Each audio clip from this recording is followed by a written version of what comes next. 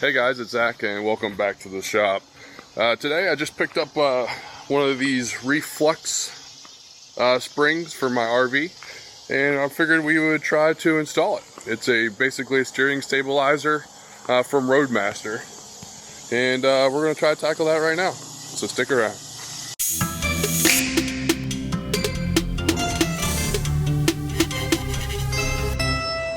Alright, with a few trips to the store, I finally got the first part of this bolt removed. I'll show you. They are right there. If I can get in there. Well, maybe I'm not going to be able to show you. There you go. They're right here. And they are the bolts that are, focus, they're the bolts that are behind the leaf spring on the passenger side. They are 1 1/8 inch bolts. I used a 30 millimeter, but I would go with a 1 1/8. And I had to use a little bit of fire and an impact to pull those off. So once those are off, we can install the bracket, and I think that's probably the hardest part, and the rest of it's going to be fairly simple. So let's go ahead and install that bracket and continue on.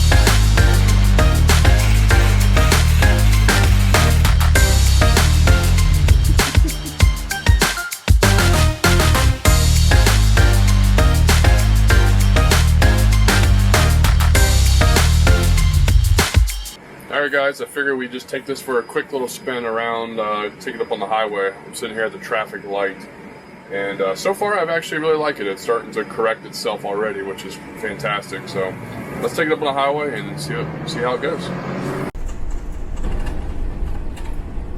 And I want to make sure it's tracking the center. That should tracking very well. Good.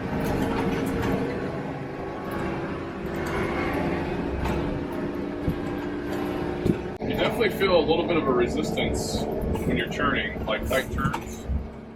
It wants to pull itself back to center, but on the highway it's just the same. It just helps stabilize it when we hit different bumps and stuff. On those longer trips, you kind of actually get a little bit of fatigue in your shoulders from trying to correct it all the time. So I think this is fantastic. Well, there you have it, guys. We got it all hooked up. It took took me about 2 hours. I had to go and get some new tools. Who doesn't like new tools, right? To pull that off. Yeah, it works really well. And in fact, when you turn the wheel, like in a close quarter situation, you feel it kind of want to recenter itself. So, I mean, it's just going to make life so much easier when you're driving this thing down the road with wind, crosswinds, any type of ruts or bumps, or all that kind of stuff. So I'm super excited. I think the kit and the spring together was somewhere around the $400 range, maybe $450.